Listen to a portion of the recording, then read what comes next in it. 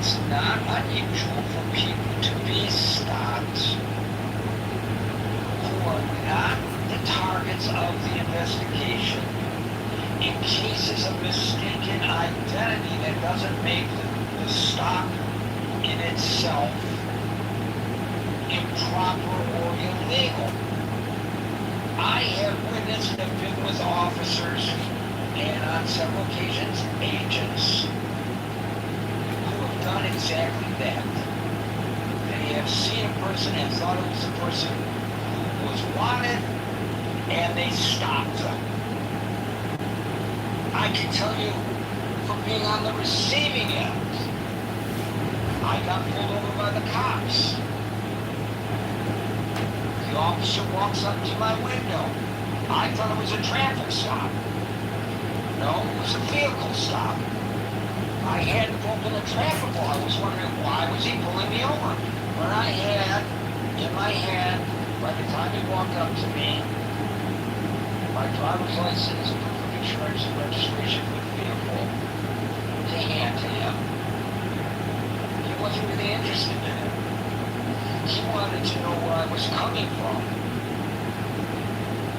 Which by law I don't have to tell him, but I told him. I told him where I was coming from. And he looked at me and he realized I am not the guy he was looking for because I'm a man in his 70s and the person he was looking for was a young individual in his 20s. I don't know the race of the person that he was looking for, but he didn't know. He was looking for a red van.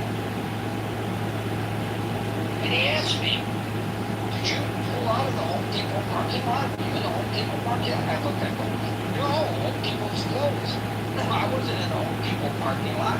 He says, all right, thanks. Go on your way and thanks for coming over. Not to make me an asshole. It was a case of mistaken identity based on the description of my vehicle, which matched the description of the vehicle that they were looking for. Doesn't mean that that officer acted inappropriately by pulling me over. He was conducting an investigation properly based on the information that he had and not like on a fishing expedition. No, and we're not sure to pull over anybody who's in a red van. No, he had a reason to pull me over. So, based on what little we know in Houston, Maine, it appears it was just simply a case of mistaken identity. Now, what happened after that, I don't think anybody knows. A lot of people reach conclusions, but I don't think anybody knows. But how that evolved from a vehicle stop to a shooting, and I will tell you, even if the guy was trying to get away, which there is some question over whether he was or he wasn't, he may have been, that does not justify shooting him. If that cop had pulled me over, gotten out of his car, and as he walked up to the side of the car, he said, oh no, I'm not going to deal with this guy, and I floored it and took off in my van, which would be kind of stupid, because 100% of police cars go out on my van, but at any rate, had I done that, I would have been in violation of the law. And he would have had every right to pull me over, force me over, call for backup to force me over, but would he have the right to shoot me? No, I don't think so. Could he have shot me and said afterwards, well, you know, I wasn't in danger for my life, but public safety, the man was pulling away at a high rate of speed. Well, we don't shoot speeders. We pull them over and we cite them.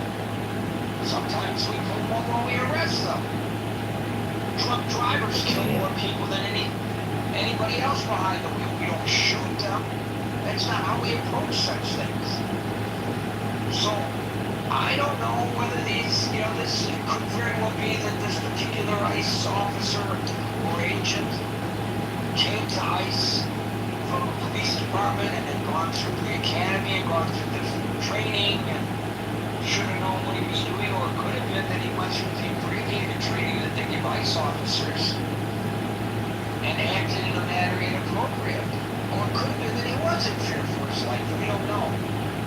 But we do know that 2 people have been killed. A 3rd person was killed is actually today because he was running from ICE and he ran in front of a semi-truck. So that's never gonna end in a positive manner. And he got splattered by the truck. Some people are saying, well, I should have been chasing him. Other people are saying he should have been running. I would agree, he shouldn't be running. If I had run from that cop, I would have been 100% in the wrong. I might have ended up in jail for the night for fleeing and eluding. I mean, that's just dumb. But he would not have had a right to shoot me. So the question we have today is, are these ICE agents out of control, or have they been changing their procedure to a point where they're operating in a manner, generally speaking, that we in society find acceptable? But there were 2 exceptions and they happen to come within a week. It's a big country. One of the exceptions happened in Houston, the other exception happened in Maine. They were unfortunate, but as I pointed out earlier, cops sometimes make mistakes too, even if they are better trained in how to stop people on the street than are the ICE agents. What do you guys think? I'm going to start calling people in the order in which I see them on the stage. Today that order begins with stop, followed by yelling. Yeah, and of course, Gary, I think these are excessive. These excessive actions. I mean, Trump's doubling down. I think is him overplaying his hand. I mean, I think he's tone deaf on this one. Sometimes he intuitively gets the electorate. This is not one of those times, I think. I mean, if you look at, in general, polling on ICE, I mean, it goes, the disapproval floats from 62 to 65%, depending on the polls. The approval is only 33 to 40%. So, I mean, the approvals floats around the presidents, which is not really high. 65% of Americans polled think that ICE has gone too far in their actions where apprehensions and things are concerned.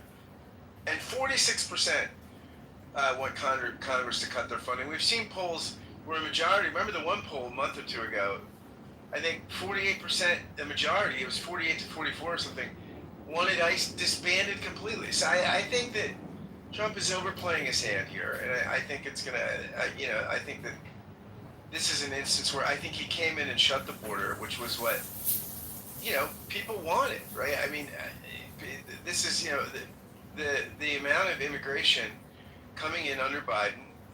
Although I looked up some stuff, the Cato Institute did a very interesting study of this, and really, I mean, Biden deported more people than Trump, and then Trump won. Biden was not shy about deporting people. That Cato said was other factors, so it was interesting. But anyway, whatever the factors, people thought that too many people were getting in. Trump reversed that trend. I think you say mission accomplished if you're Trump. I think the ICE stuff has gone too far, and he's doubled down, and I think it's just going to hurt his own approval, and it's going to further plummet the approval rating and people's feelings about ICE. I mean, that's just the way. I mean, you could, you can do border enforcement. You could do deportations. Obama was the deporter in chief, right? But he focused on border stuff. It wasn't as aggressive in cities all across the country, and things like this didn't happen. That's, so he was doing lots of deportations without the overall negative backlash, because stuff like this wasn't happening. So, thanks, guys. It's interesting that you mentioned the political ramifications. I look at it a little bit differently. It hadn't even occurred to me, the political ramifications. I care far less, and I'm not diminishing what you're saying at all. I think it's something I hadn't considered that I ought to have. But I care far less about the political ramifications than I do for the ramifications of the treatment of people on the streets, whether they are U.S. citizens or not. And as pointed out, they have shot and killed U.S. citizens, maybe justifiably, maybe not, but they have. And you don't have to be a U.S. citizen to be guaranteed protections under the U.S. citizen to be guaranteed protections under the Constitution. We don't want our law enforcement officers acting in an inappropriate manner, especially where people can get injured or killed. So I'm more concerned about them than I am about the president's political standing, and I'm sure you are as well when you raise that issue. Oh, of course, of course, it's insane. It's why most Americans disapprove, right? Because it's excessive and inhumane and awful. I would like to propose that even if I were in the minority and approving of what ICE is doing, and making all kinds of arguments, accepting the arguments that the administration is making, accurate or inaccurate, and I'm not suggesting what is and is not, because I don't know on some of the claims that he's making. It doesn't feel right when he says 70% of those being deported are criminals, and I guess we can suss that down even further by trying to... What he might mean, Gary, is that they're violating the criminal section of Title 8, Chapter 1823. In that code, there's a civil procedure and a criminal procedure. And the criminal procedure has like a $250 fine and like a 6-month jail term. So that may be where he's getting his stats. Right, so that's what I was going to say is, how do we define criminal? And the way you define it, the way I define it, and the way another person defines it may be different. So when we are communicating, we don't really have a common denominator on that.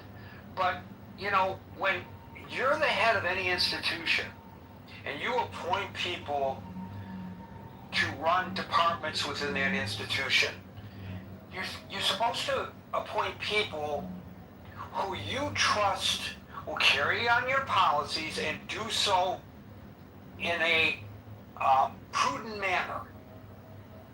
And so there are people who oversee these immigration enforcement operations. In fact, the guy that was involved in overseeing it was pulled out, and another guy was pulled in because the president and the populace had lost confidence in the first guy, and the second guy had the reputation of being a strong enforcer, but a fair enforcer of the statutes.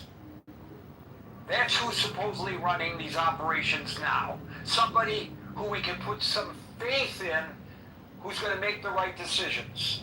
It doesn't mean they're always going to make the right decision, but generally speaking. So after this incident, he decides, let's hold off for a minute on the vehicle stops, and let's take a look at how we're doing this. Let's take a look at what people on the local field office level are being told that they're supposed to be doing. Because I don't believe, by the way, in holding a law enforcement officer responsible, and it happens all the time, for taking actions that they were told were the proper procedures. That they were taught were the proper procedures. This is how you conduct yourself. Then he goes out and conducts himself in that manner and gets in trouble for doing what he was told to do. That's a management problem. So maybe there's a management problem here.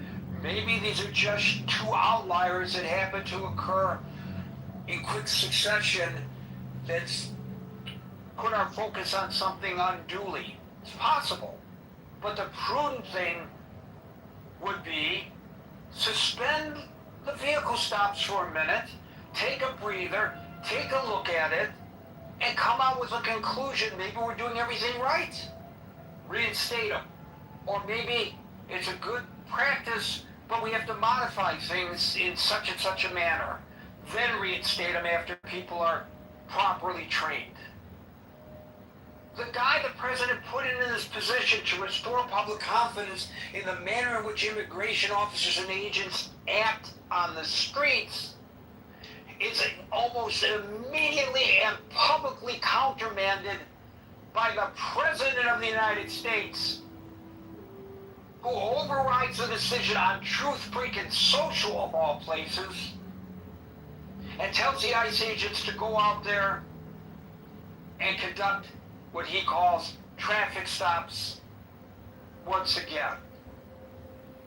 Scott, I lose confidence in a president who does that. What's wrong with taking prudent steps, even if it's only a public relations move, to give the population some confidence that they are reviewing this? Why not let it play out? Why is it so important for him to insist in such a public manner and in such a degrading manner to the people who are making the decisions, get back out there and make those traffic stops again? It's just unfathomable that the person that we elected to be the chief executive of this country is acting in such a manner. Well, and who was the guy? Who's the guy he put in charge in Minnesota after is it Holman? Tom Holman. Yeah, Tom Holman. Yeah, I mean, that was an instance where there was some prudence, right? There was a de-escalating move, right? And I think for some people, it was a reassurance, that some of the cowboying and excessive violence and what people were friggin' dying, that was a de-escalating move. I think that there was some prudence there, right? It showed people that he was taking this seriously and the excesses seriously. I agree with you. I think he's doubling down, and I think that's more people. I think more people will be harmed, and ultimately, this is not what Americans want. If you look at public opinion is clear. It's not. Americans are not for this, right? It's not what they signed up for. I want those traffic stops, and I don't care what the experts say. My God, it's my decision. I'm the President of the United States, and we're going to have these traffic stops, whether they're good or not. That's our president, and that's our president not just on this issue, as we all know. It's just, I guess he's always been like this, it's fine. There are a lot of people like that, but they're not running the country. Alan, followed by Marshall.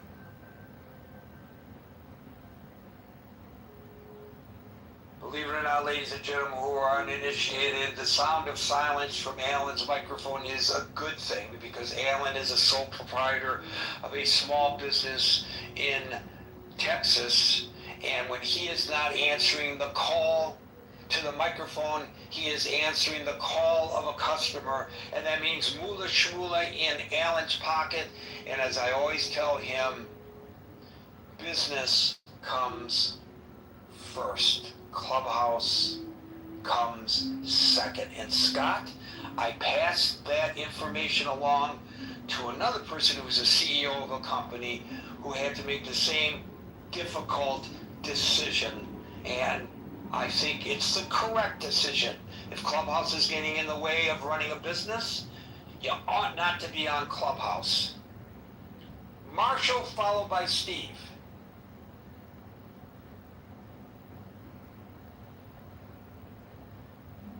Now, Marshall's a different case when he's not answering. He's not running a business. Marshall! Steve, followed by Bluey. Yeah, hey Gary. Gary, I think there's two elements. By the way, how you been feeling? I want to ask you that.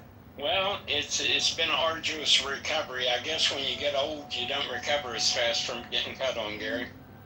Oh, I know a youngin' who got cut in. He's in his early 30s, and he's having a dickens of a time recovering because of the surgery and the manner of the surgery. He has to learn to walk all over again. So I feel, to quote one of your favorite presidents, I'm sure, I feel your pain.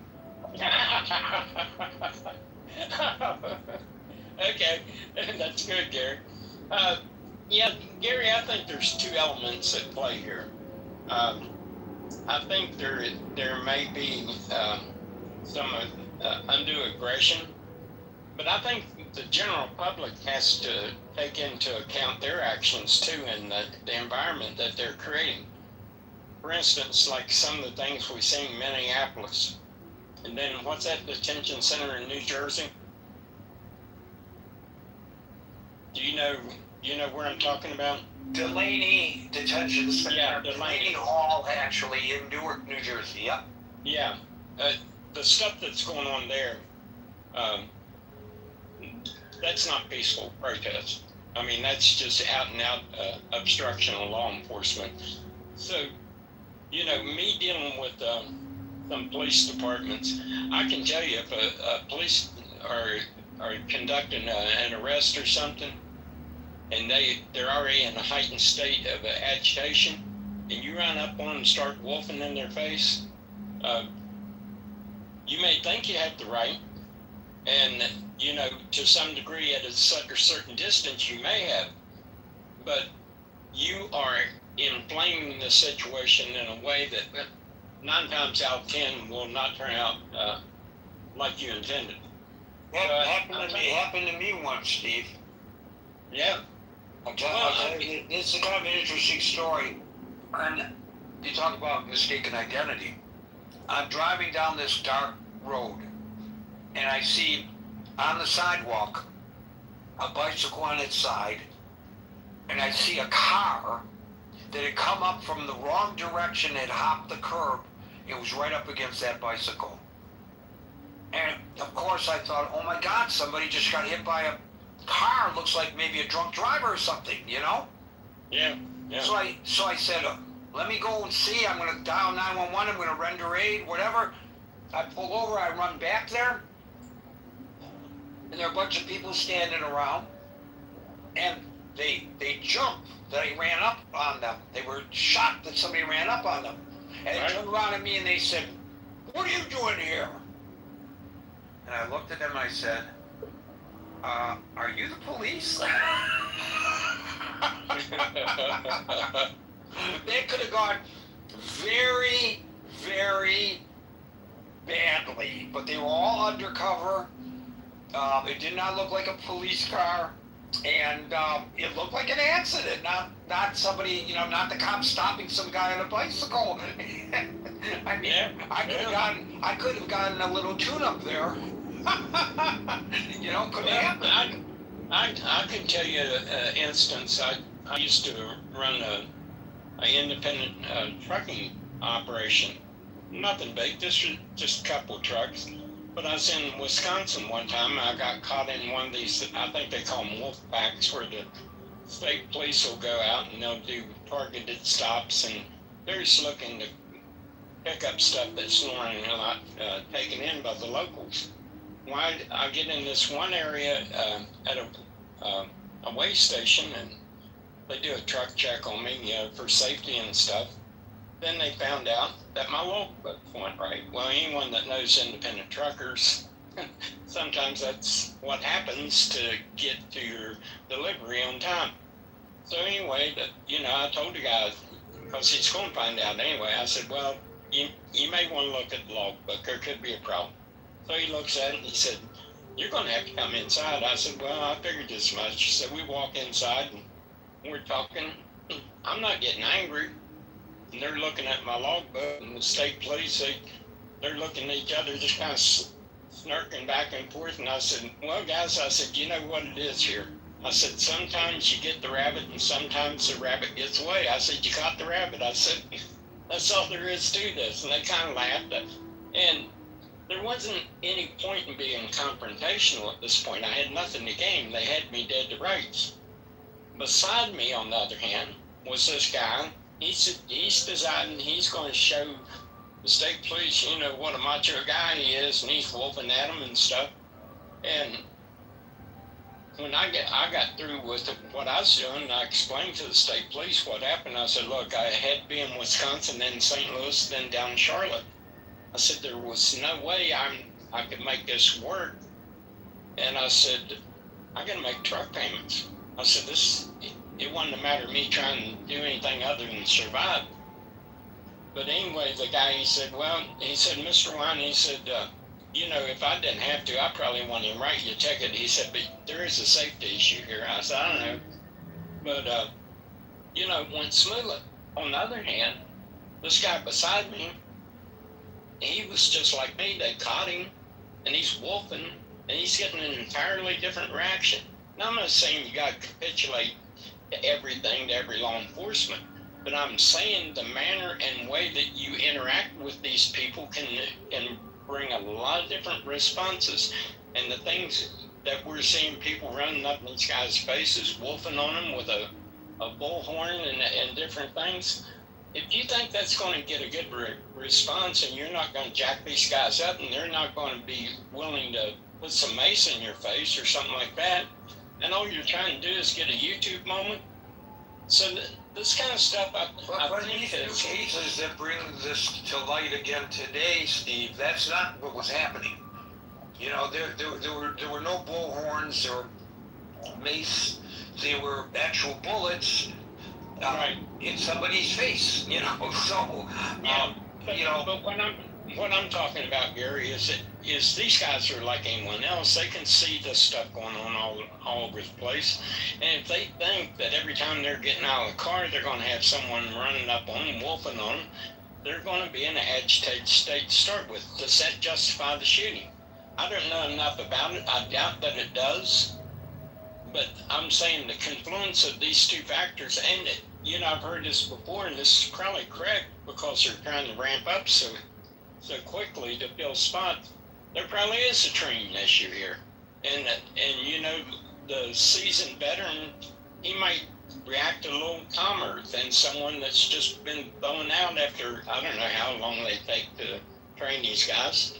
So there may be an element to that, but the general public, you go up wolfing on someone that feels they're in a dangerous situation, you do it continuously, you're not going to get the best reaction. And especially if you truly believe that these guys are under-trained to begin with.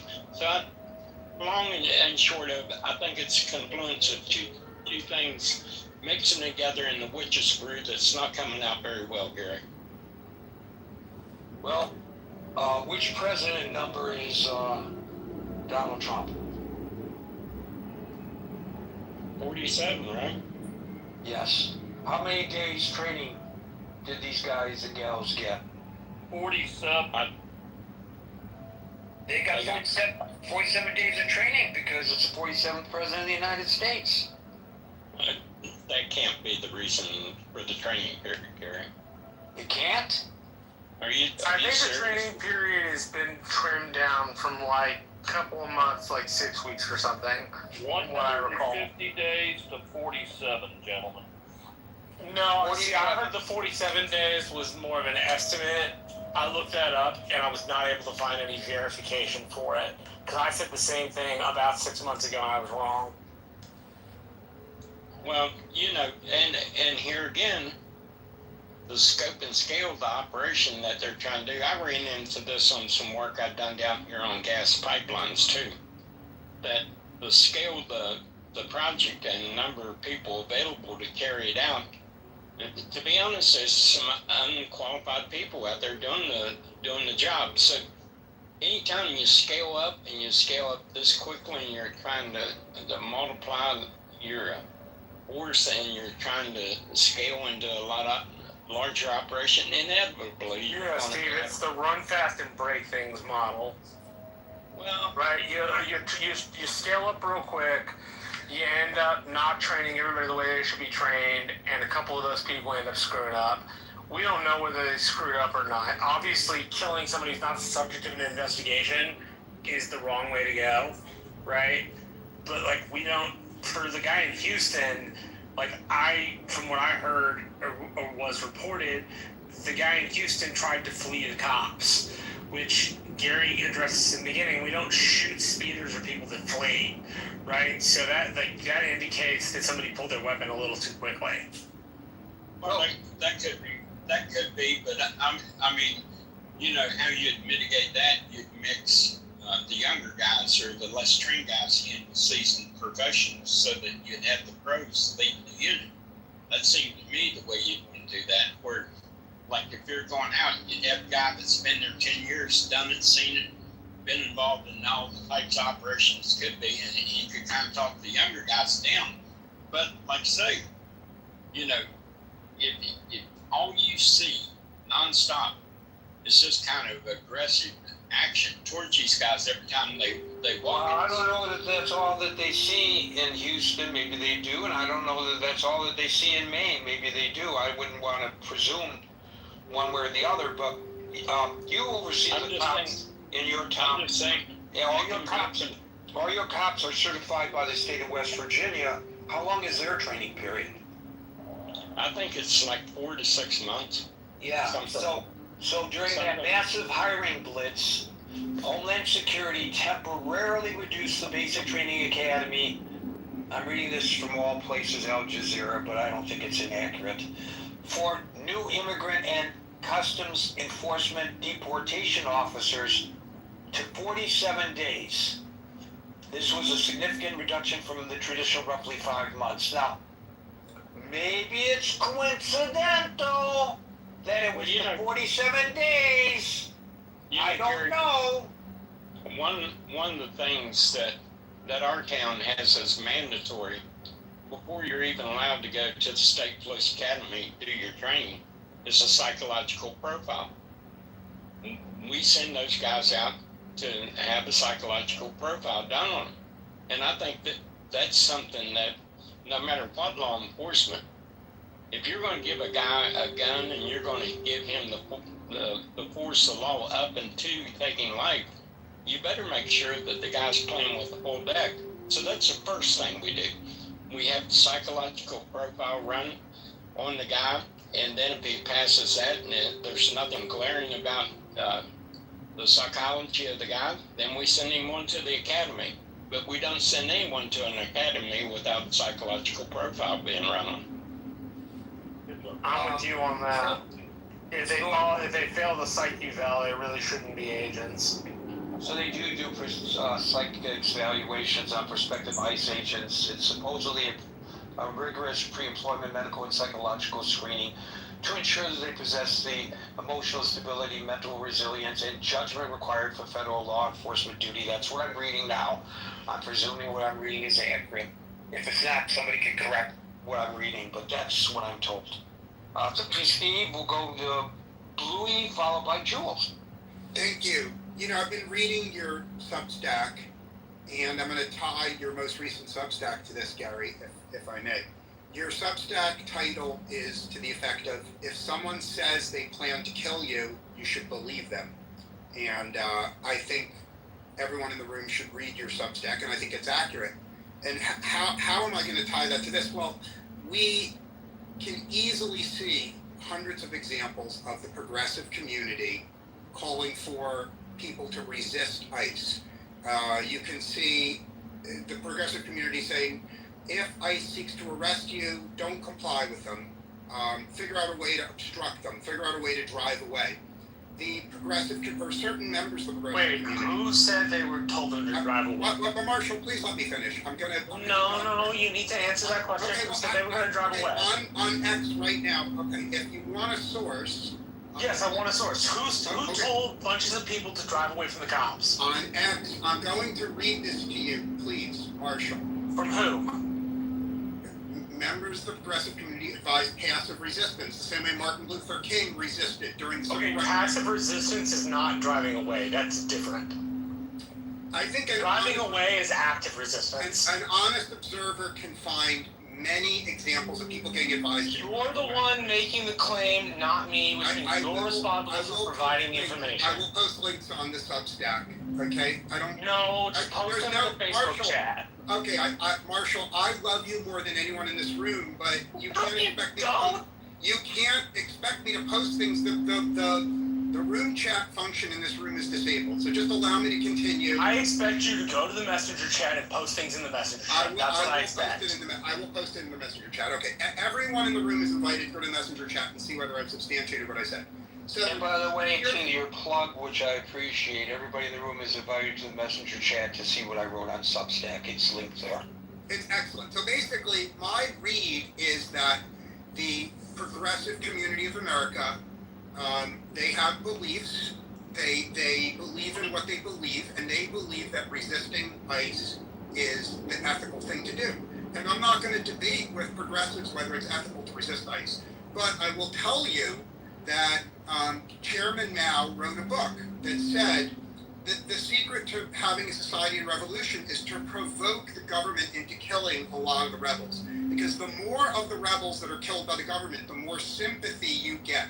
Now, everyone in the room who studied why Chairman Mao was so successful in his revolution will say that was a very smart technique, and it resulted in. So for that reason, every fair-minded, ethical person in the room should research this, because I think there's ample evidence that our friends in the progressive community are deliberately provoking ICE into committing these shootings, because they believe the more innocent people shot by ICE, the more it helps the progressive community in the upcoming election. And I will close by saying, and I want to normalize using less than the allotted 5 minutes. You don't have to use your full 5 minutes. You can get your point across succinctly. I was the only one in this room that said the majority of Hispanic men would vote for Trump. And it turns out no one in the room agreed, but it turns out the majority of Hispanic men in America did vote for Trump. And they voted for Trump because they wanted mass deportations. The majority of those who voted for Trump.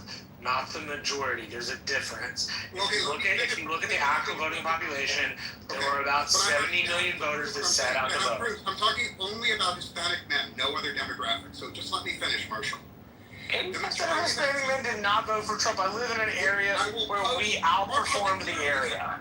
We've gone through this in other rooms. Okay, everyone in the room is invited to just go to Google and say, who did the majority of Hispanic men vote for? I submit the majority of Hispanic men voted for Trump because they want mass deportations. And mass deportations benefit the Hispanic community. And I'm going to land my plane here, so don't interrupt me, Marshall.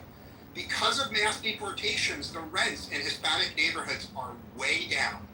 Everyone in the room can see, by Googling it, landlords complain that rents in Hispanic neighborhoods are down 20 or 30%, because it turns out when you deport millions of people, there are a lot of empty apartments and landlords lower rents. So I will close by saying that those people who are against mass deportations are defying the will of the majority of Hispanic men. And if you're against mass deportations, you are causing the rents to go up. And I have ample proof, and I'm sick of Marshall interrupting me, and I'm done speaking.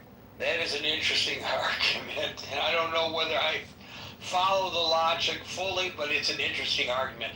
So, look, when you say progressive organizations, that's painting a group of people with a broad brush, and I think it's accurate and prudent to suggest that we see which organizations to which you refer. Not that I'm questioning your veracity, but I think people need to be able to suss that out. And in some cases, it may actually be worse than you suggested with some of these organizations, because we are now learning from their own pronouncements as recently as a summit that the Democratic Socialists held last night, that they are not interested in working the legislative process to force change. They're trying to force change through other means, or as the communists would say, by whatever means necessary. So there's starting to be an overlap. And I know Scott has a problem with this because, yes, there's a difference between being a socialist and a communist. And there's a difference between being a progressive and a socialist. But there are organizations that profess to be socialist organizations that are gravitating toward policies that are closer aligned with the communists than those particular policies are with the socialists. I will say that the preeminent organization that has been advising people, not to say that people are not influenced by other organizations, of course they are, but the preeminent organization that has been advising people on how to respond if approached on the street by ICE agents is the ACLU. And here are the 3 things the ACLU tells people, and I think that these are prudent suggestions, at least from the ACLU. If stopped by ICE in public or on the street, ask, and by the way, they hand out cards to people in targeted neighborhoods. It's a wallet-sized card that you can carry, and I believe it's in multiple languages. It says, ask if you are free to go. Ask the agent, am I free to leave? If they say yes, calmly walk away. 2, exercise the right to remain silent. You do not have to answer questions about where you were born, your citizenship, or how you entered the country. 3, show valid documents only. If you are a non-citizen over 18 and have valid immigration documents, you should show them. However, the ACLU strongly warns never to provide fake documents or lie, because that would be against the law, and you would be putting yourself in legal jeopardy by doing so. Jules, followed by old Raj. Yeah, I'm hesitant to say fuck the ACLU, but I'll come out and say it. Not what you said, Gary, about what they're, what they advise people, the history, and just what the organization I'm not saying this to promote the organization any more than I was quoting Al Jazeera to promote Al Jazeera. I'm just providing information. Okay, getting back on topic, you brought up a very important thing, Gary, about that they were undertrained. The ICE is undertrained. By the way, ICE is a government agency, a law enforcement agency that we should all give our total respect to, like you did, Gary, or like you do. But I think they were undertrained. And let's use it 47 days was the amount of time they were trained. And let's say, I'll also use your quote, Gary, it takes 5 months. So let's say 47 days, 5 months. Okay? So within that period of time that ICE wasn't available, between 47 days and 5 months, how many children are going to be raped? How many children are going to be killed, or grown-ups raped or killed from illegal aliens? Even if they're 10, if 20, 30, 40, who knows? How many are going to sell drugs that kill people? Whatever that number is, I want those fuckers out of the country. What about the non-illegal aliens who are committing these crimes at a greater rate, not only in numbers, but in per capita than the illegal aliens? Do you want those fuckers out of the country too? Who are you talking about? The non commit crimes at a greater rate. I'm answering his question. You mean Americans that are committing crimes? The question I asked. Yeah, go ahead. The question I asked was, what about the non-illegal aliens who are committing those kinds of crimes, not just in greater number, but in greater numbers per capita than the illegal aliens? Do you want those fuckers removed from the country as well? Well, if they're Americans, I want them in prison. I want those fuckers in prison.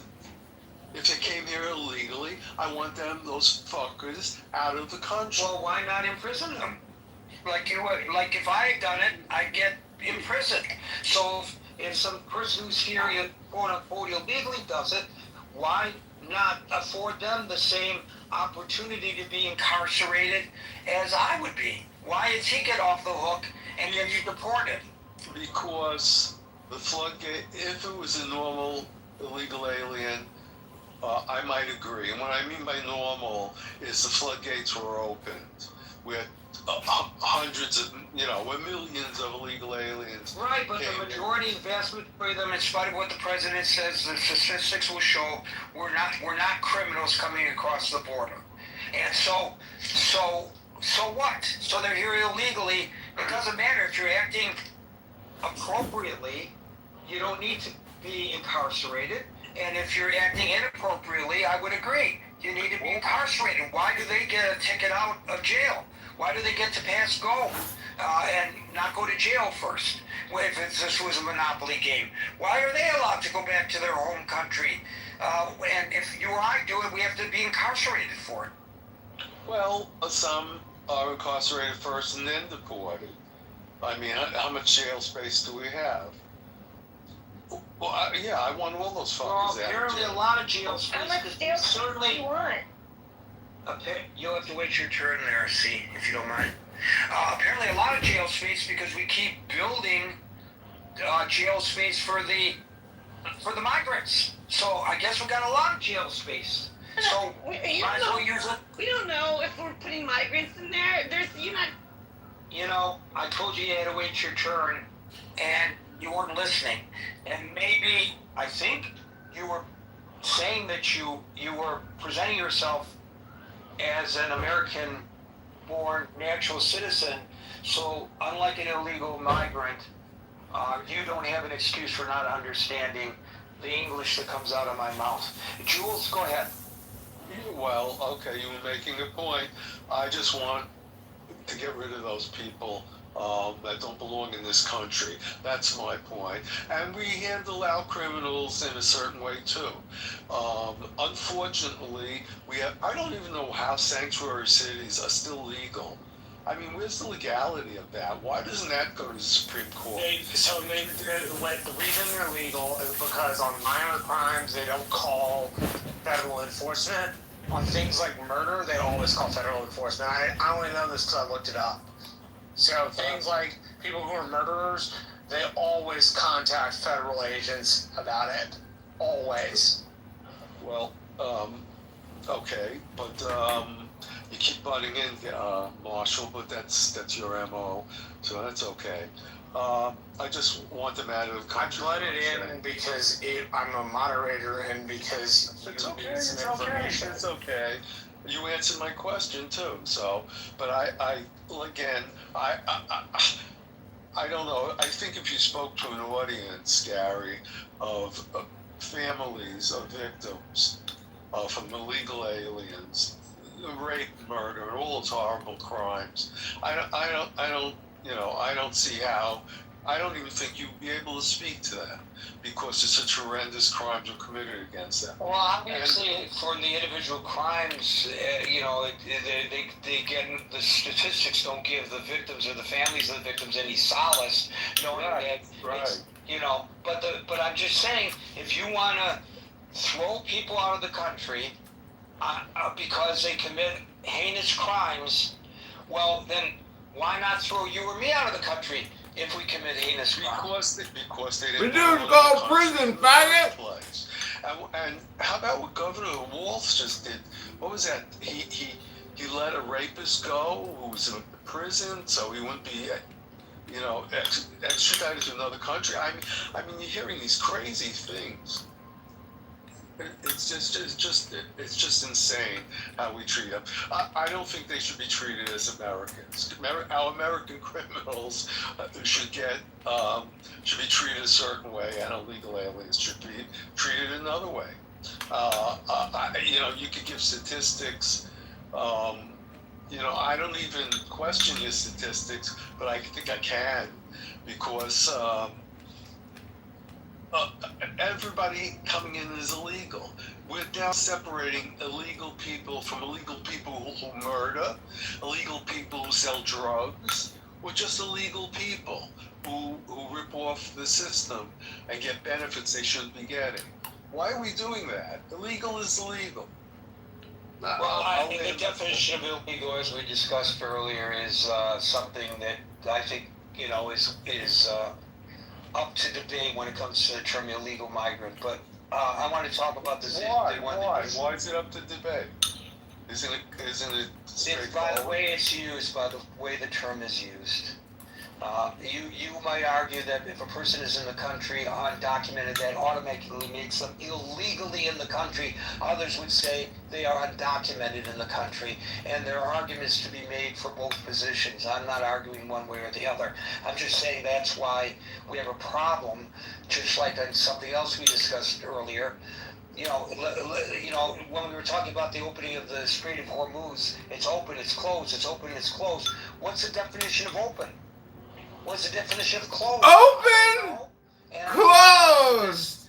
Hello? Consensus in this country over what it is to say a person is in the country illegally. Gary, you brought up a good point. Just the definition of things. Is it open? Is it closed? Well, the answer is the word, is it closed? It has to be expanded. It's closed because. It's open because. You just can't say is it open or closed. And that's probably the answer to a lot of the debates we're having.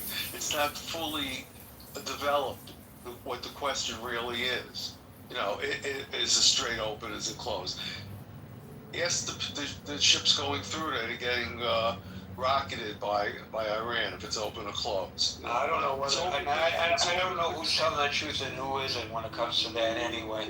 I'll tell you one thing: it's dangerous. It's open or it's closed. Well, I know we're not talking about the Strait of Hormuz. I'm just using it as an example. So here's what Tim Walz. I just want to go to the records to explain what Tim Walz did.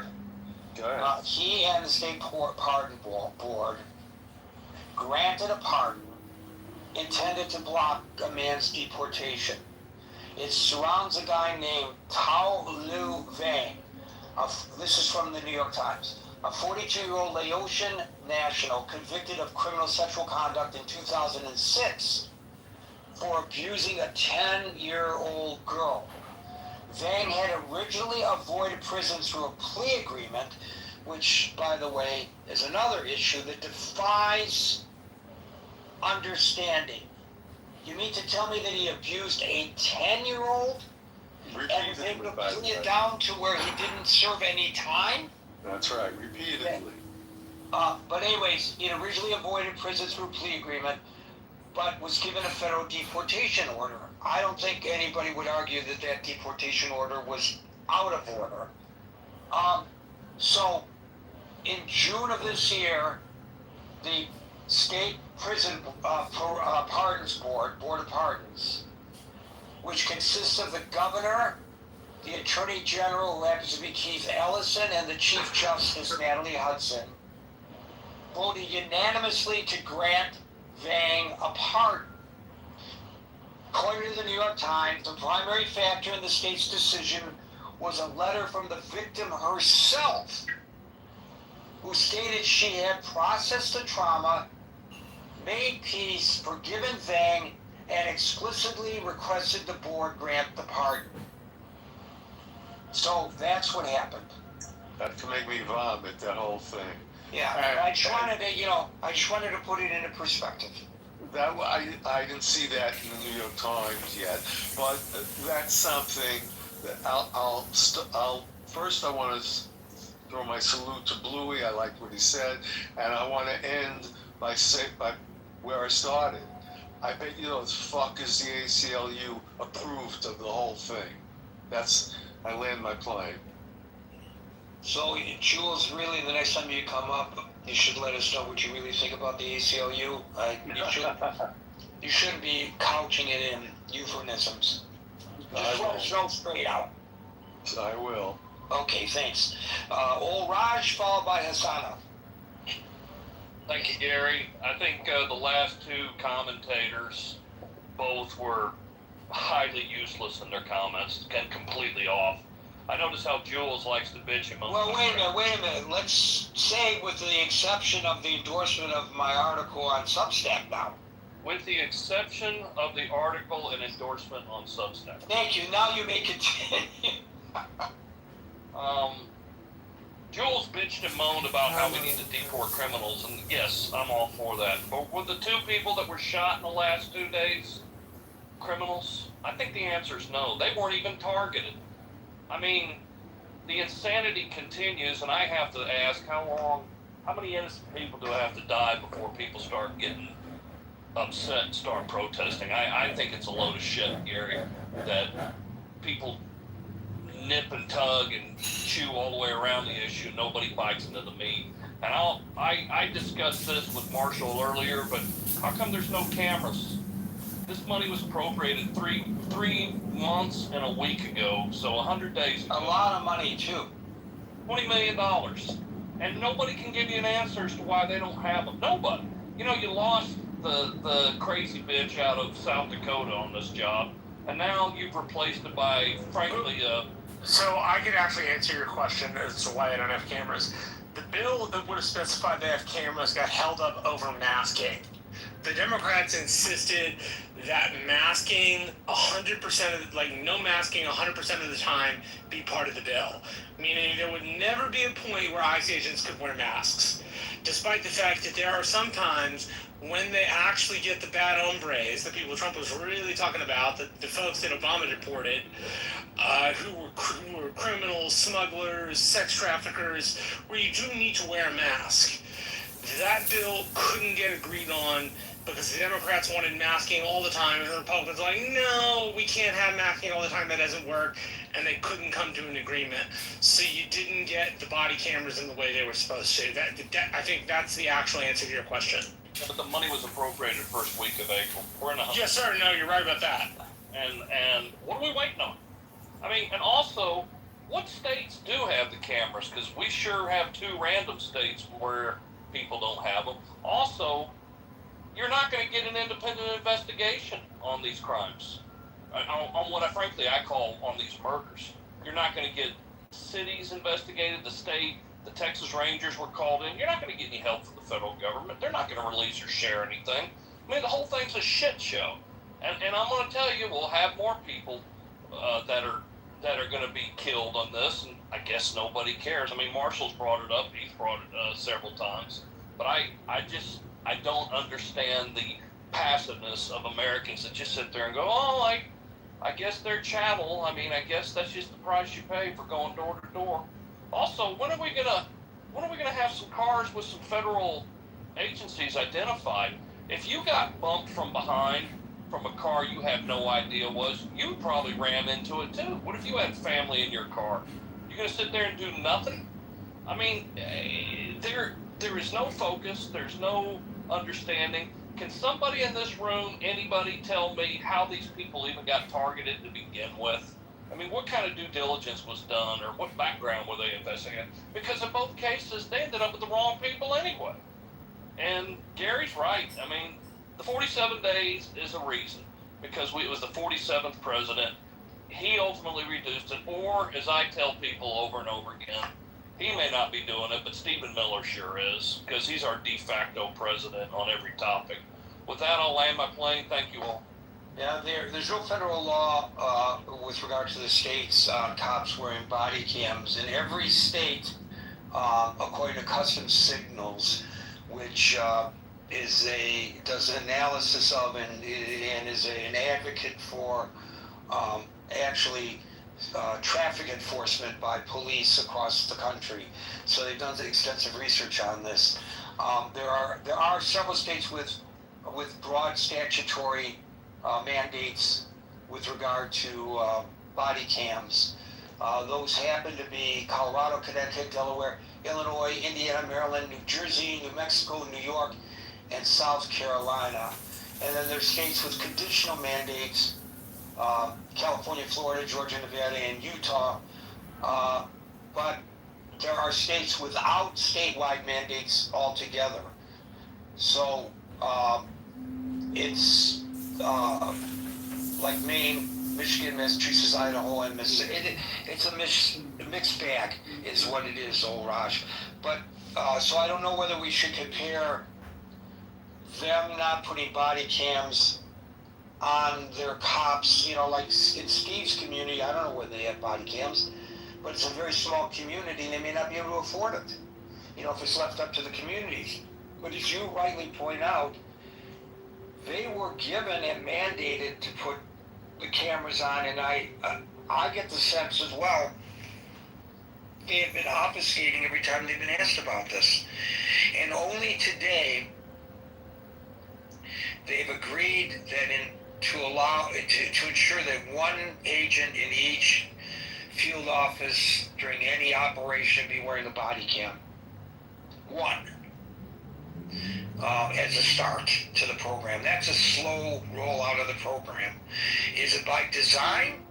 I don't know. Is it because of the statutory limitations caused by our do-nothing Congress, as Marshall suggests? Could be. Hasana, followed by Linda.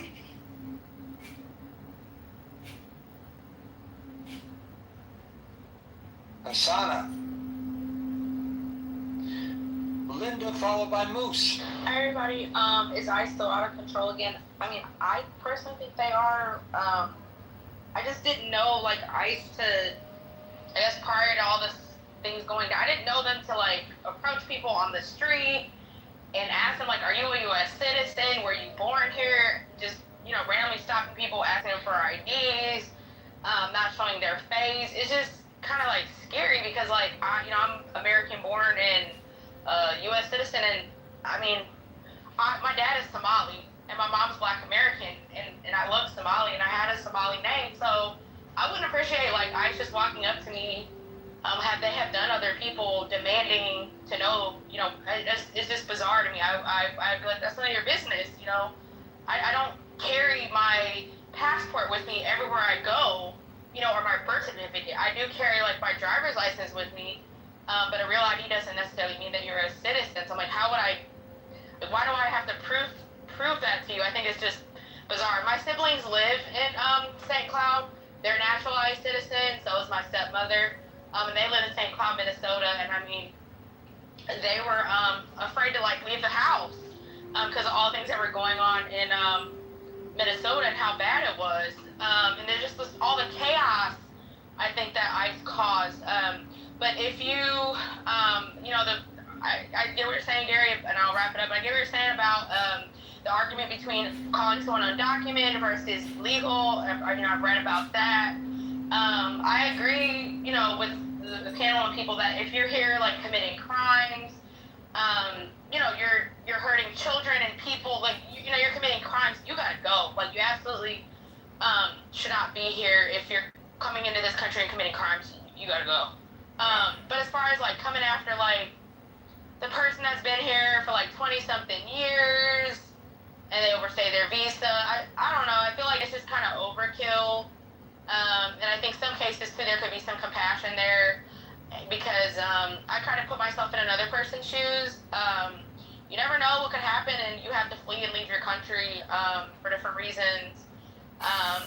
People come here for all reasons to, usually better themselves, better their lives, get an education, make money, things like that. I think if you're going to come here and be productive and contribute to the economy and be a productive member of society, I mean, I definitely want people ideally to be legally here, but I think there are some circumstances that happen. But I don't agree with rounding people up and things like that. It's just kind of scary, and that's all I want to say. Thank you. I think that's one of the. I think that's on the right hand side of the aisle. That's one of the problems, though.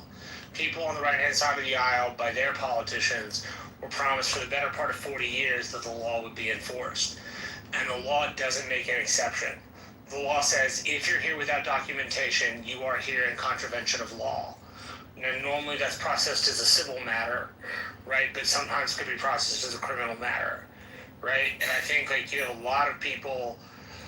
I wouldn't say myself included because I live in a place where I'm right next to Mexico, and we have lots of folks that are undocumented. But I think you have a lot of people on the right hand side of the aisle who say no. I have to obey the law, and if I get stopped for speeding, they don't ask whether I'm a citizen or not. They don't ask any of those questions. They just ask if I was speeding, right? And so those people think to themselves, okay, well, if the law says you're not allowed to be here, well, guess what? You're not allowed to be here. And that sucks it sucks that you've been here 20 years. It sucks that you've been in a place where we haven't enforced the law on you, but the law says you can't be here, and there's no way around that, right? If you read the law, that's what the law says. And so I think you have a lot of those people who are just unwilling to give. Maybe they should be, but I think you have a lot of people on the right-hand side of the aisle, again, not myself, but a lot of people who say to themselves, well, there really isn't an excuse for this. The law says you can't be here, that's what it says, so you gotta go. Well, here's a mitigating factor to that argument, and it comes from the Republican side of the aisle. They created this problem, or this administration created this problem. If you want to get rid of people, to use a previous caller's crass terminology, get the fuck out, you still have to do it in a legal manner, correct? Yeah, look, I think there should be some allowance for this, right? If you've been no, here 15... I'm not asking about allowance. I'm asking about if any person that Jules, for example, who is very articulate and obvious in his point of view, want deported. In order to deport them, there is a process by which, under the law, the government is required to go before deporting them, right? Yes, the government is supposed to go before some sort of immigration court before deporting them. Right. Unless they have permission otherwise. So... And there are conditions under which expedited removal is legal. Right, but in general, you have to go before an immigration law judge. Yeah, in general, you have to go before an immigration law judge who's on the executive branch. And it's the president and his administration that's pushing the deportations. So when the president returned to office, there were 726 permanent immigration judges. The administration purged the courts. They fired... Yeah, they fired the people that would do the jobs. Agreed. I don't disagree with that. They made it so that it was harder to get it done. That's not something I disagree with. They absolutely No, you're did. not. I'm not saying that you're disagreeing. I'm not arguing with you. I'm trying to make a point. Gary, I need to ask a question from audience when you guys have... Okay, I'll get to you in a second. So between 100 and 115 judges that the administration deemed too lenient or unaligned with this mass deportation agenda, gone. An almost equal number of experienced judges, this is according to NPR, resigned, retired early, or accepted buyouts due to plummeting staff morale and pressure to fast-track cases, which I will point out in case people are unaware. They were overwhelmed by cases, so many, even before Trump took office a second time. So by early 2026, according to NPR, the active judge corps had plummeted by roughly a quarter, dipping well below 600 judges. 12 immigration courts lost more than half of their judges, and 2 courts, and those courts were running on skeleton crews, and 2 courts were closed. So how can you say on the one hand, we need to get rid of these people, and I'm coming in as president, we're going to get rid of these people.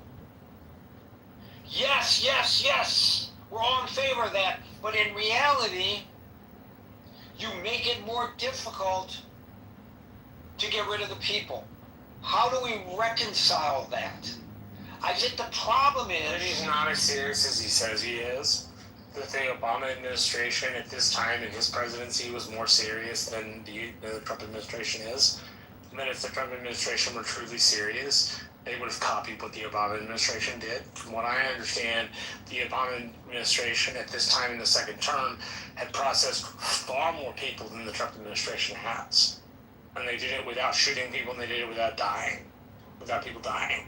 So, I think one of the problems is that the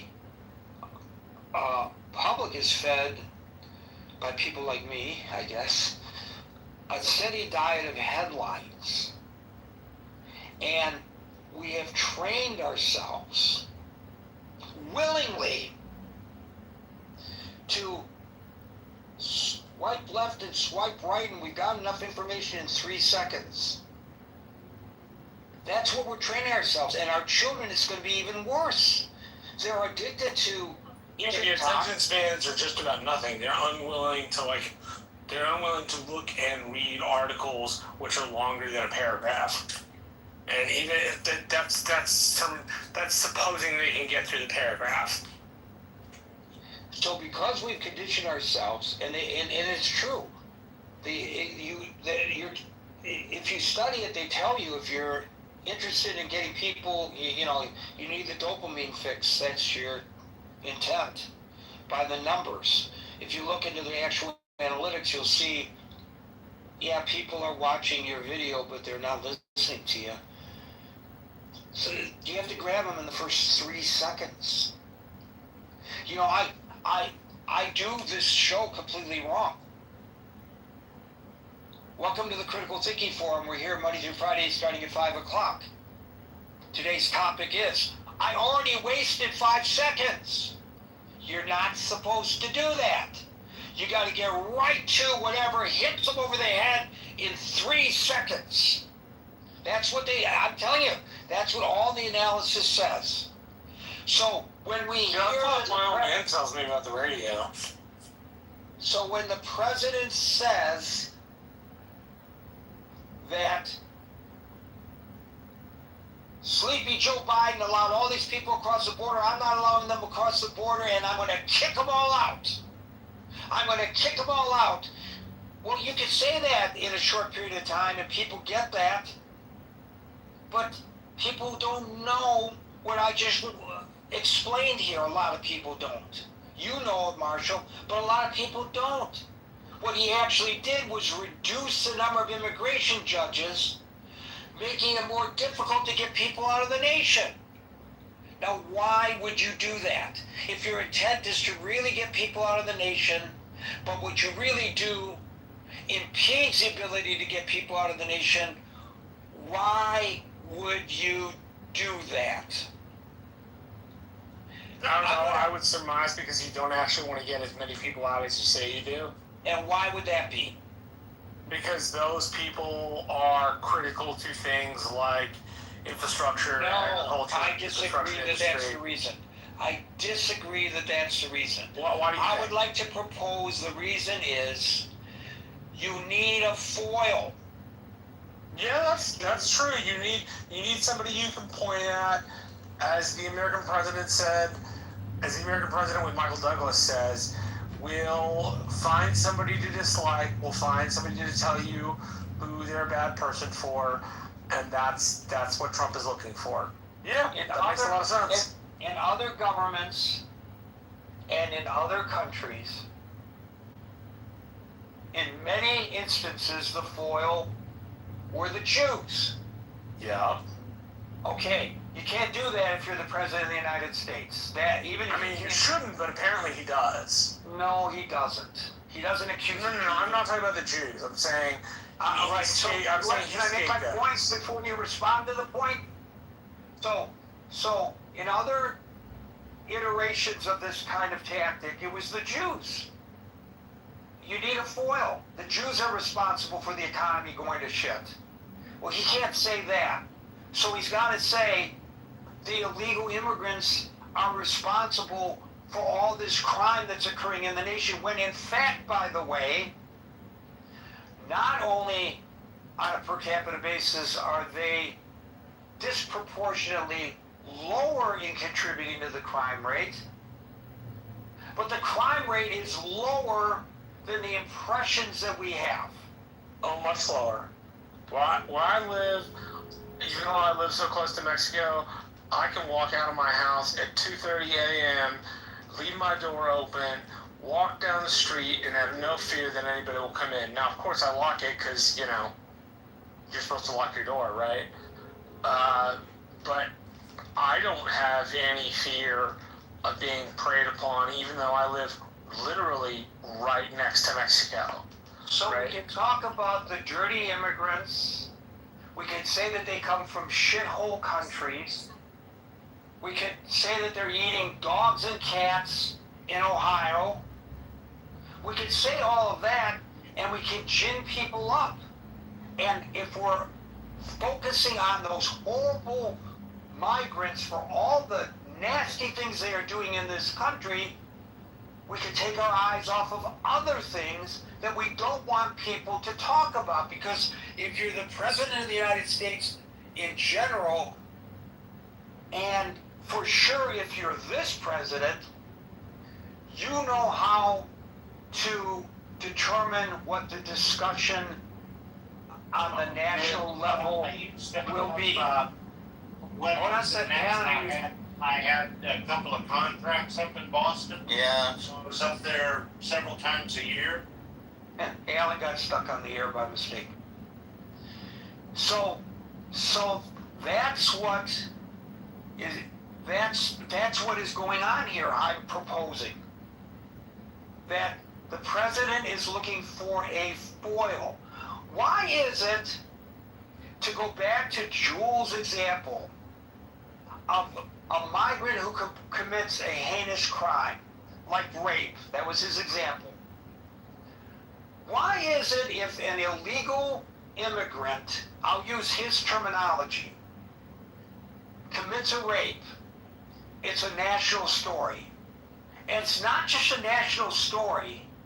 The national story is another illegal immigrant committed a rape. It's not inaccurate. The story's 100% accurate. How come if Jules or Gary commits the rape, it may not even be a local story, much less a national story? What makes that a national story? Why is it so important to beat the drum and talk about every time an illegal immigrant is driving a truck and kills somebody with the truck? Yeah, that person should have been driving the truck. 100%. But what happens if, God forbid, when Steve was driving a truck, he had done it? Would they say, a naturally born American citizen killed somebody? No, they would not.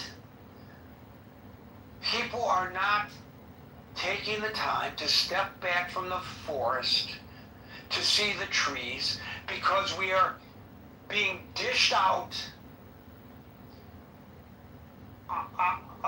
headlines and slogans. And Jules is not incorrect. He's absolutely right, and it's worthy of our attention that if that illegal immigrant had been in the country, then that rape wouldn't have occurred. He's 100% right about that. That's true. There's no question that that's right. But to take it out of proportion, if in fact this administration really cared about deporting people, why would he have allowed the immigration courts to shrink? They were already overwhelmed. Because they wouldn't give him the answer he wanted. Exactly. The answer he wants is everybody has to go. The answer they were giving him was only some people have to go. No, and it's only not a the certain answer period that of he time. wants. Not the answer that he wants. Why didn't he just replace them? He could have taken 100 people, gotten rid of them, and replaced them with 100 people. You don't think that there are 100 lawyers who would take a job like that if offered it? Oh, I actually think the administration is kind of incompetent in doing some of that stuff. Oh, it's incompetency. No, I think some of it's incompetency, not all of it. I think some of the immigration stuff is intentional cruelty. I think some of the immigration stuff is intentional incompetency. Yeah. Gary, I have a question. If you don't think it's on We'll get topic, to you in a just second. We'll tell get to you me. in a second, Daniel. I want to give Alan an opportunity. Alan, are you back with us? Yeah, sorry, I was wondering if you gotta call me when I was gone. It was worth it, $112 I did. I just need a simple question. Is ISIS formed by the law, or they just came up and they do it? Because I hear a lot of stuff. You heard me last time. I got caught in the border of Juarez and El Paso. It was at the same time Iran shoot something somewhere, and I was talking to a friend of mine, and he asked me if everything is okay. I said, yeah, we are all right. We're coming back. And we were in the van. The dentist provided us a transportation. This is the situation. I may be different than anybody else. When I was ready to come to United States, we had a class. First thing they told us, they said, you obey the law regardless of whatever. And I went there. I wasn't worried because I didn't have nothing to hear. They took me in there. There's two gentlemen who started questioning me, and I answered the question honestly and as best as my knowledge, very calm. We've been there 30, 40 minutes, and I didn't fuss or anything, and we became friends. And they asked me if they need help, if the FBI need help in Dallas, is it okay? They called me and, get my help. I said, it's a privilege. I don't understand people are screaming because I look different, or I look different. Well, if they stop me, simply you cooperate and go along. If you don't have nothing to hide, you shouldn't be worried about. I was wondering if ISIS created by the law, or somebody just came up and said, unleash these people on people. I'm not aware of it. I don't, sorry, my knowledge is zero on that. I'm not exactly sure I know the question, but it's a federal agency. If that answers the question. Thank you. Yes, that's what I wanted. But federal agencies, they have all the right to ask any question. It's not. I don't think it's against the law unless Marshall knows better. It's a question of whether they have the right to detain people. Do they have the right to just stop somebody based on their looks? The court has ruled yes, they do have the right to do. They can racially profile. I believe the Supreme Court basically ruled that they can. Daniel, followed by Andrew.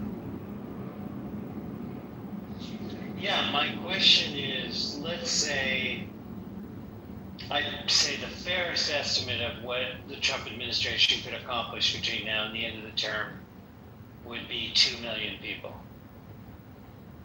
So, obviously that's not going to make much of a dent in whatever number we would agree, let's say around 14 million.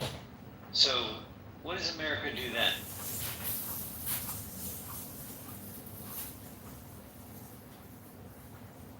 I'm sorry, your question eludes me. Well, the idea here, I understand it. Okay, let me reframe it. The idea, as I understand it, is let's get rid of illegal aliens, right? Again, starting with the worst and all that prioritization stuff. Nonsense, but like the best number that could be achieved by the Trump administration is deporting 2 million people. Let's say we could disagree exactly what the number is, but let's say for the sake of argument, we decided on 14 million or so, 14 to 16 million that are in the country illegally. So the best you can get out of all this terror, which is what it is 2 million people, and suspension of civil liberties and everything else you can argue about. So at the end of the Trump administration, that's all you can get out is some 14, 18%, whatever that number turns out to be. What are you going to do about all the rest? Yeah, well, I mean, you're not going to get rid of all of them, is your point. That's your argument, your question? Question which leads to that obviousness, right? But it really comes down to an ownership by posing it as that, right? Because it's fine to say in theory, well, everybody has to, follow the law and everything else. Like, there's a lot of ways to deal with reparations, penalties, adjustments, what the law calls a remedy, and there's a way to absorb some of the people that are here, right? Why not start with that? It's like, oh yeah, we'll get everybody out and then start over. Well, that's 10 or 12 years from now at this pace, if you can even keep it up. I doubt you could keep it up. And I don't know whether they intend to keep it up. And for sure, after this administration ends, who knows what the policy of the next administration is going to be, right? Exactly. And we've been very, very inconsistent in our approach to this issue, as we have been inconsistent in our approach to many issues. And this is a worldwide thing, to be fair to America, right? Like a worldwide thing about how immigration and cultural assimilation is handled. And, doesn't matter how much of an economic case, and it's an incontrovertible economic case, that immigration enhances the economic power of a nation that is absorbing more people. But regardless, the cultural upheaval that happens is so much in the other direction, it takes years for that to become apparent. But that's true with every wave of immigrants, right? Exactly.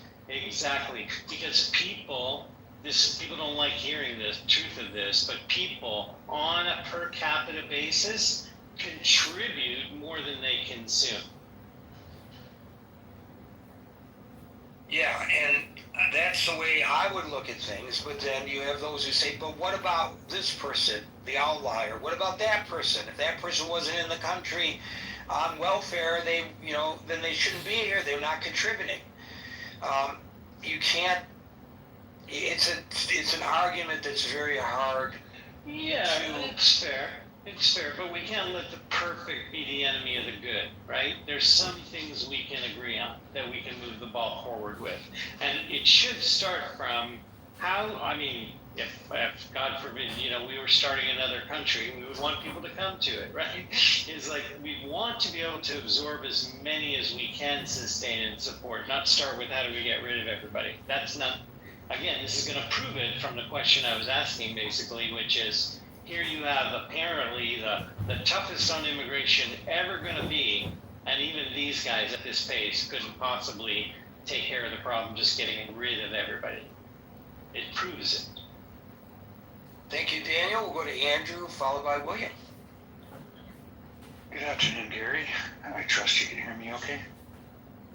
We've been through this. Oh, did you hear Stevie Eiserman's gone, eh? I had anticipated that, yes, but Steve Eiserman was canned as the general manager of the Detroit Red Wings. Had he not been Steve Eiserman, he would have been gone a long time ago. Oh, yeah.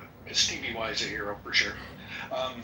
This particular administration, I believe, has no regard for the course of the law. I think they tout the law when it's in their favor, but they ignore it when they have that feeling to do so. And I think that's evidenced by the fact that out of the 17, I guess it's 17 now, 16 of those investigations were summarily quoted as being justifiable prior to any investigation. So if you go in with that mindset, then it's no wonder that I think many of these agents may think that they're invulnerable to that direct watchfulness of these agencies and other agencies of the law, etc. It's been very successful in othering. I mean, I've heard the word people used quite a bit here when speaking of it, but I don't think that's how the administration views these illegal aliens. In fact, they're not people, they're rapists, they're drug dealers and murderers, and they eat cats and dogs. So when you use that sort of language, I think to a large extent it shows just where this administration, how it feels about these quote-unquote people, and their want to remove them. But I like Daniel's point that you can only get rid of 2 million or so, and what do you do with the rest? But also with the courts, reducing the courts, if you want people to be terrorized, and I'll use that word intentionally, then you reduce those court systems so that they don't get a fair hearing, they don't get in front of the due process that should be afforded them and has been in the past, and then you lock them up in what is sanitizingly called detention centers, which I don't know that that's an adequate description of the environment in which these people are in.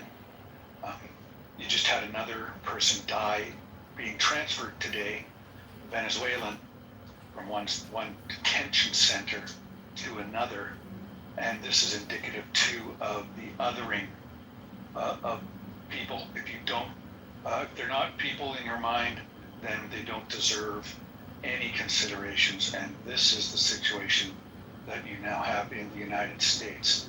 I would be interested, Scott had mentioned that 65% of Americans find this distasteful, and I would be curious as to how that falls in terms of the political demographics vis-a-vis Republican versus Democratic.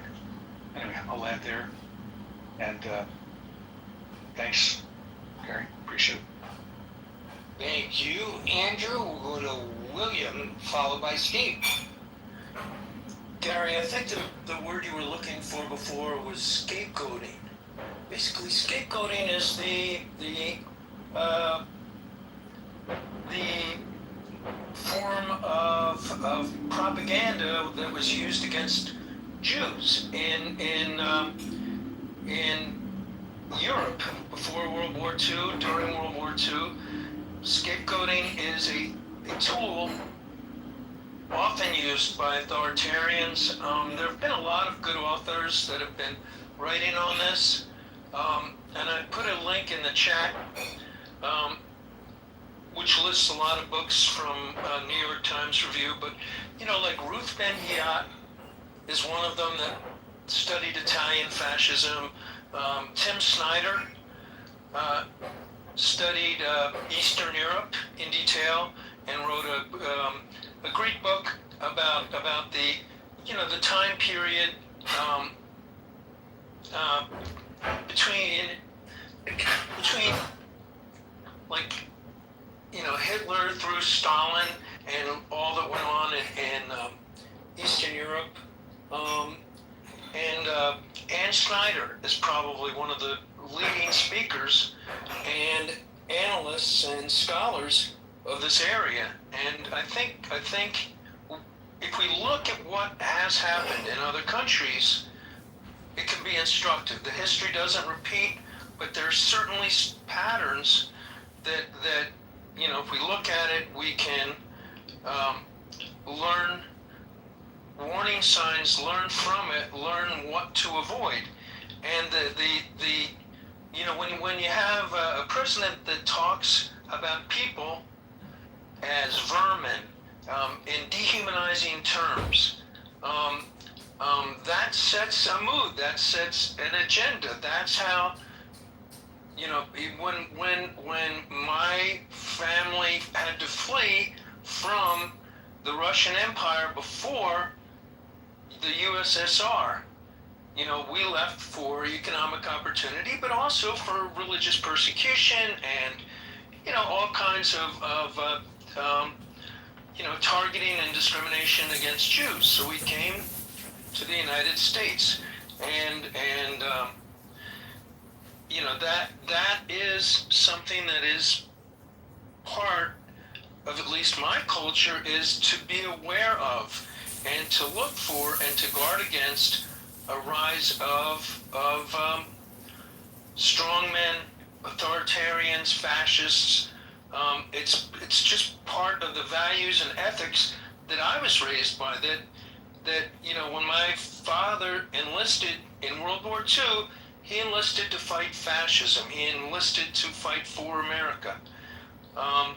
It's not, I was raised to believe that all of us should be anti-fascist, that we should fight fascism, and the Orwellian corruption of the language to somehow make it out like I'm the villain if I'm anti-fascist is bizarre. It's like 1984 type Big Brother redefinition of language to suit the person wielding power. So I think scapegoating was the point that you were looking for a word for it, and I think that is a technique that is used by people that are anti-democratic, that want to consolidate. And there's no single term for fascism, but and there were fascists before Mussolini, but they weren't called that. Mussolini kind of created the modern term of fascism. Why are you injecting fascism into the conversation about ICE? Are you trying because to... yes, Donald Trump and ICE are fascists. So I'd like to finish the question, William, before you answer it. Are you trying to attach the label of fascism upon ICE? I believe that yes. I believe that and let me finish. I believe that the climate, that the culture, that whatever training they got or didn't get, the leadership has encouraged a culture that allows them to disregard constitutional constraints, constitutional norms, to act out of compliance with rule of law. And if we don't have rule of law, some of the laws we like, some of the laws we don't, but what do we descend into? Wait, how do you know they acted outside the rule of law? We don't know that. Well, I know that when you shoot, even when you have a fleeing felon, that there are rules about how, at least... We didn't say there weren't rules. Just because there are rules doesn't make, and they didn't abide by the rules, doesn't make them fascist. Could you repeat your question? What makes them fascist? The authoritarian style, the mood that is set from the top. When you look at Bovino, What exactly is the question? No, hold on. What exactly is the mood set from the top?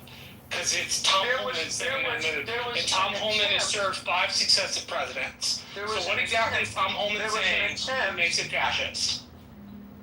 Okay, there was a culture that was set during the Trump 2.0 administration, during the tenure of Kristi Noem and Gregory Bovino, and the massive hiring where they set a tenor, a tone, an attitude, and a culture amongst the troops, the paramilitary troops. They're not paramilitaries. Yeah, they are. They're federal agents. They're different. When you have people coming out, paramilitaries imply something specific. It implies something like the SAD division of the CIA, the Special Activities Division. They are not the Special Activities Division of the CIA. When you can quibble about the term, but when you have people that Special Activities Division is paramilitary, ICE is not paramilitary. When you have people that are up-armored, they are armored as if they're going into Fallujah. They are armored. They have been armored the entire time they have been serving, even under the Obama administration. They were up-armored. Not like yes, like they today. wore bulletproof Not vests. like today. They weren't wearing masks. They weren't hiding their identities, and that is presumptively a bad thing. And they partially hide their identities when they go after criminals who have drug cartel connections. I don't disagree with you that when you're confronting the abuelita down the street, you shouldn't be wearing a mask. But to say that is somehow fascist is hyperbolic to say the very least. There are examples within our own country where you can look to jurisdictions that have very good sets of rules for when it's allowed to or appropriate to wear. Yes, and if we could get cooperation from the table on this matter in jurisdiction where I live. 51, and I don't like the crosstalk to begin with, and secondly, we're running out of time, but thirdly, I want to correct a couple of things that were stated.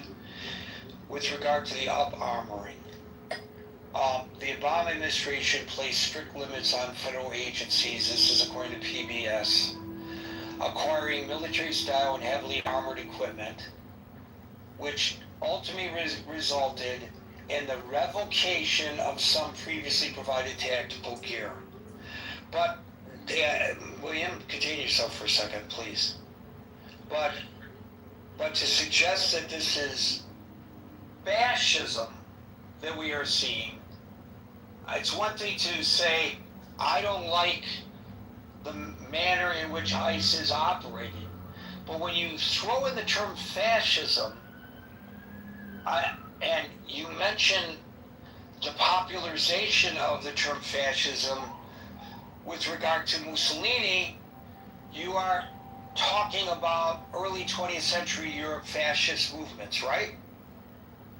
That was where the term was really put into our language, was from Mussolini, but it existed before Mussolini, and it's never been agreed upon, and there are species of it that have existed after Mussolini, like Stalin or Mao. Okay, so if you look at the Britannica Fascism Overview, and I'm going to read this to you, and you tell me whether you truly believe this applies to the actions of ICE.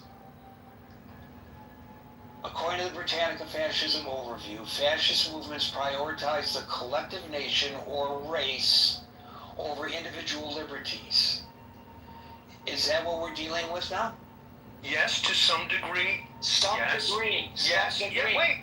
wait. Britannica is giving, and you're asking me to respond to a multi-point article, so you're going through it one by one, and I would say, and I would have to read the article to actually respond in an intelligent way, but the nationalization, the creating of the underclass, the Untermenschen, the vermin, the language that's used, By ICE?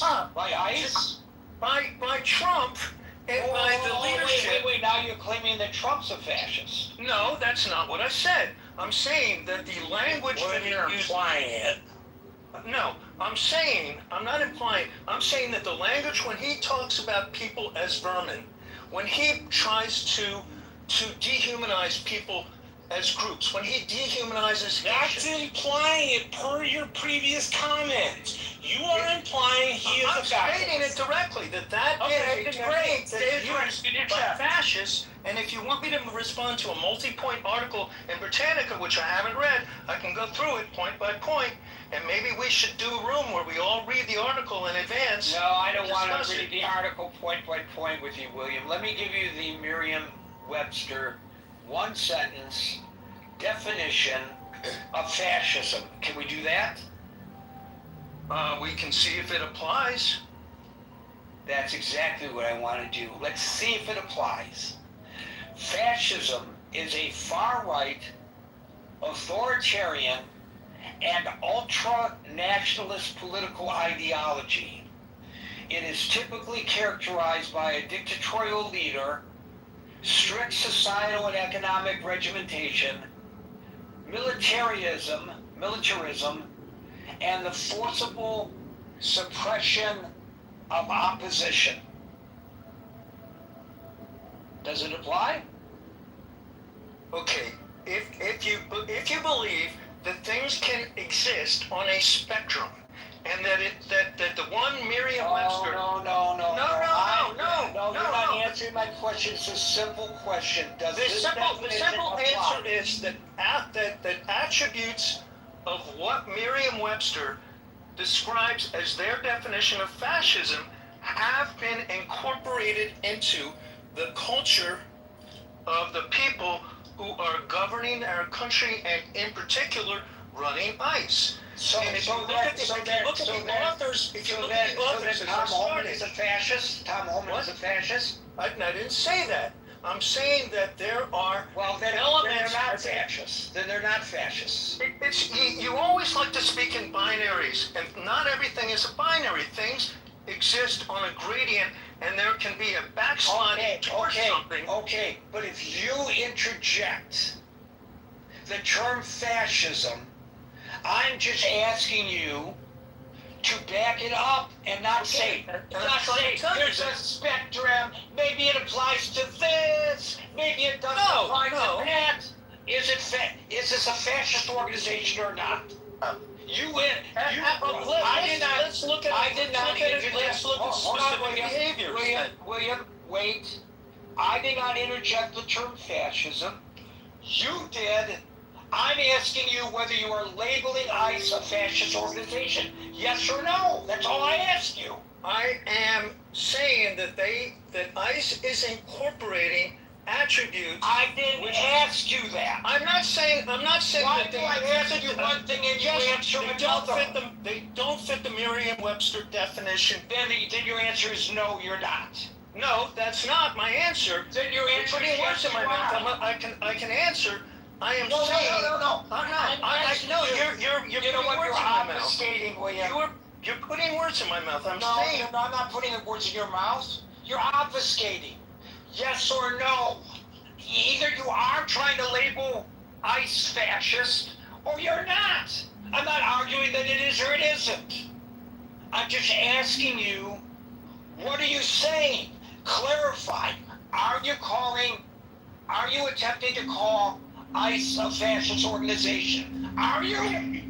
Either you are or you're not. I'm not asking you about the spectrum of the definition of fascism. I asked you a simple freaking question, and I can't get a simple answer. You know it's not in black and white. I think I'm talking dark and not you. Is it raining outside? Yes or no? Well, it may be misty. Is it raining or not? I just wanted a simple yes or no. That went on for over 5 minutes arguing something that I never even asked. And an earlier caller, old Raj, brought up that we were discussing one thing and that people hijacked the discussion to discuss something else. At that time, that hijacking came from the right. This time, the hijacking came from the left. I try to be the most accommodating moderator on Clubhouse. I really do. I try to be accommodating, but I lose my patience over this nonsense because of this argument with this last caller. Agent and Dark just got screwed out of their opportunity to speak. You can say it's my fault as the moderator, and ultimately you're right, but I allowed this guy to hijack the conversation. I think. Hijack. It's not black and white. Use it as Okay, Dark, why don't we give the floor to you, and you could be William's defender. It's fascistic behavior and certain things that Okay, Dark. Let me ask you a question and then we leave. Are you interrupting me or not? Yes or no? I am. Okay, see? That's all you had to do, yes or no. Are you trying to label ICE fascist or not? That was the question. The question wasn't what the spectrum of fascism is. He said it was nuanced. It's not black and white. It's not a yes. The question, Dark. True. The question of whether he was labeling them fascist is not nuanced. Why? Or am I speaking a different language than everybody else today? I never lose You're trying to put words in his mouth. I'm not. No, he was talking about it being fascist. Come on. It's not that difficult. I'm not arguing that they are or they are not fascist. I'm asking him, stand up and answer my question. Are you saying they're fascist or are you not saying they're fascist? Because he was willing to say Donald Trump was fascist, so you should be willing to say ICE is fascist too. You should be willing to say it with your chest. Right. He said Trump is That's not not the point, you guys. No, Victoria, it is the point. The point They're is, either I asked the fascist or they're question. not fascist. The question. And if you're going to the point accuse is, them of being something like the brown shirts, then you should actually have some proof for it. well, the point is, I asked a question. I wanted an answer, and I'm going to be a prick from now on. Well, Gary, I'm not going to put up with this bullshit anymore. Gary, the article you read about the fascism, it's exactly Iran's government. Is ISIS like Iran? I doubt it. For God's sake, give us a break. Go for it. You did a great job.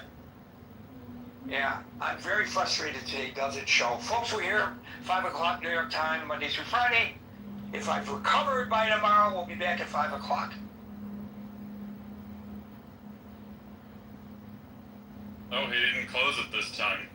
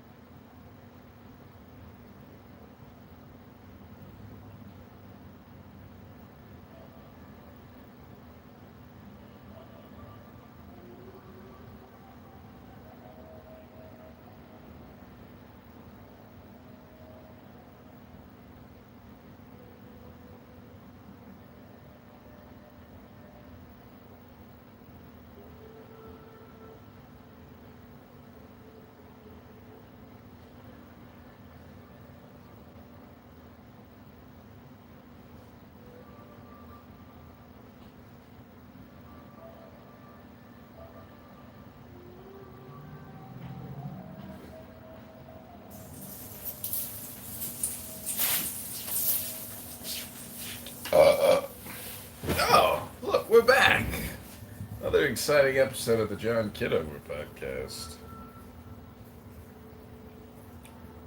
Okay, so give me, so show me. I asked you to show me, like you asked me to throw me through search. I did a search for 5 Your seconds. reading is about removing the current people from Gaza. I'm talking about Palestinians that left that's what he's reading. Palestine many years ago. That's what he just What read. he's reading about was about That's what he just read. Palestinians in Gaza. No, he's talking about the Palestinians being hosted there. That's right. You're talking about the shut the fuck up, Stanley. No, You're talking about the Palestinians. You're just. They're being hosted there. They're not fucking paying them. Hey, Stop okay, your hold on. lies. Let us finish, man. Oh my god, you're so annoying, Stanley. Daniel, can you reread, will you?